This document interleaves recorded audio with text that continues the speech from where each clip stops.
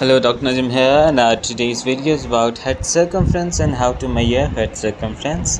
Why is it important to measure head circumference? Head circumference is very important to measure in the pediatric age group, specifically right after the birth, from 24 to 48 hours of life till 3 to 4 years of age, because in this age group there is maximum growth of the head circumference.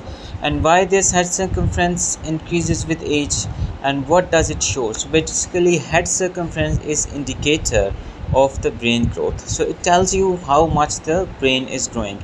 Is it growing normal according to the normal parameters, or it is growing at a slow rate, or it is growing at a rapid rate? So basically, you measure the head circumference, and this measurement of head circumference gives you an idea that the head circumference is increasing with the age, or it is not increasing with the age, or it is increasing at an accelerated pace.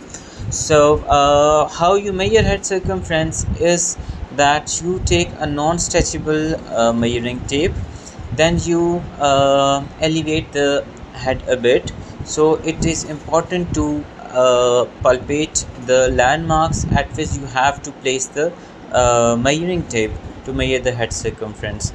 Then posteriorly you take the mark of the maximum occipital protuberance, and anteriorly it is the superior orbital ridges, and this is the point that you are going to encircle the measuring tape. Then you're going to take three measures, and from the three measurements you take the average of the three measurements, divide by the 3, and this will tell you about the head circumference.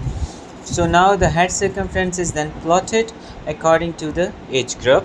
So from that you're going to have an idea that head circumference is less for age, normal for age, or it is more for age. So normally at birth the head circumference is 33 to 35 centimeters, and till 3 months of age it increases at a rate of 2 centimeter per month till 3 months. So you're going to have approximately 41 to 43 centimeters at 3 months of age, and then at 6 months of age it will be about 45 to 46 centimeter, as it increases at the rate of 1 centimeter per month from 4 to 6 months. And then from the next 6 months, from 7 to 12 months, it increases at a rate of 0.5 centimeter per month till 12 months of age.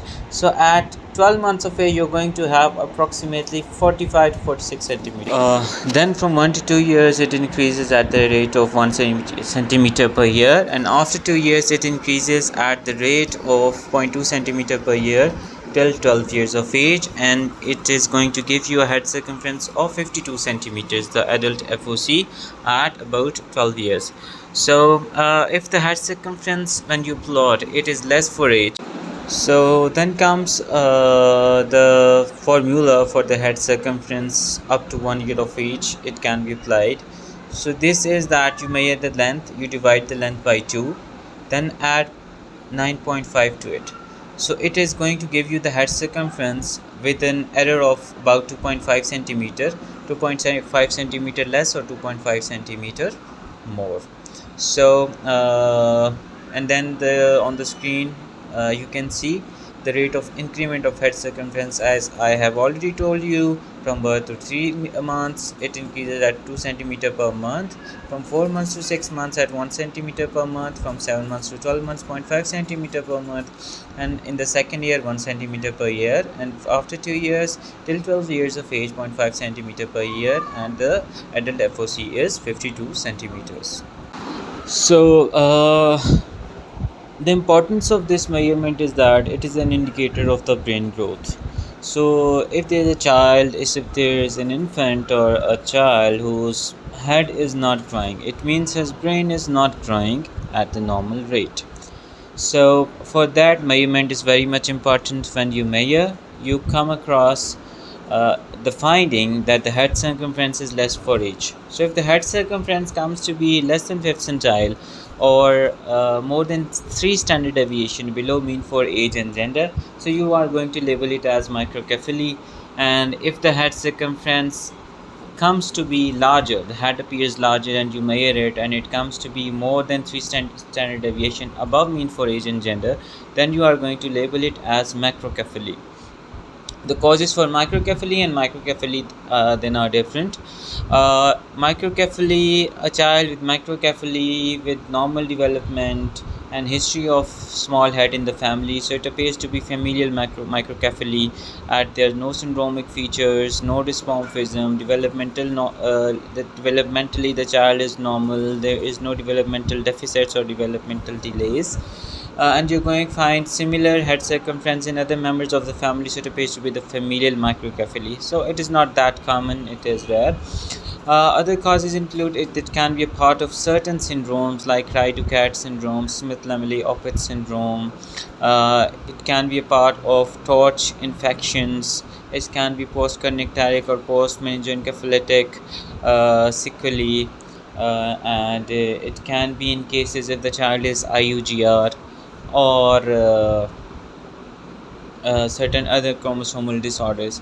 So all of these are causes of microcephaly, and you label it after looking for certain syndromic features from the history and from certain workup.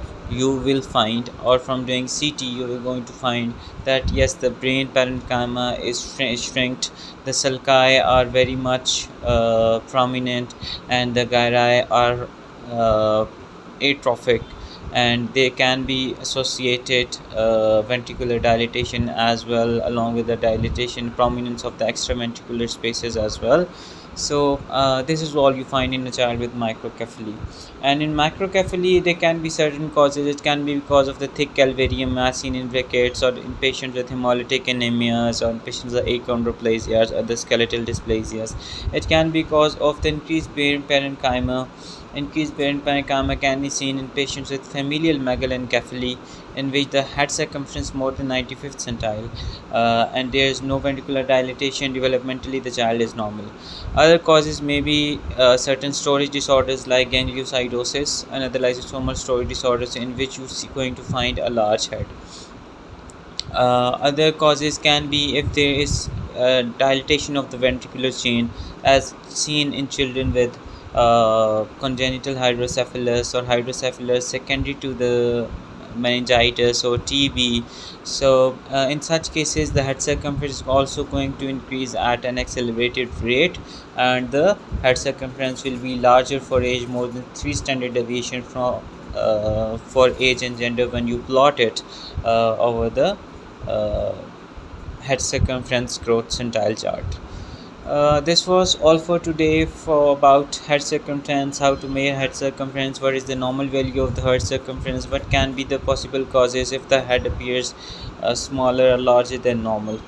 So we will be back with another video soon. Stay tuned to the channel, like and share the video, and do share your precious comments about the video. Thank you.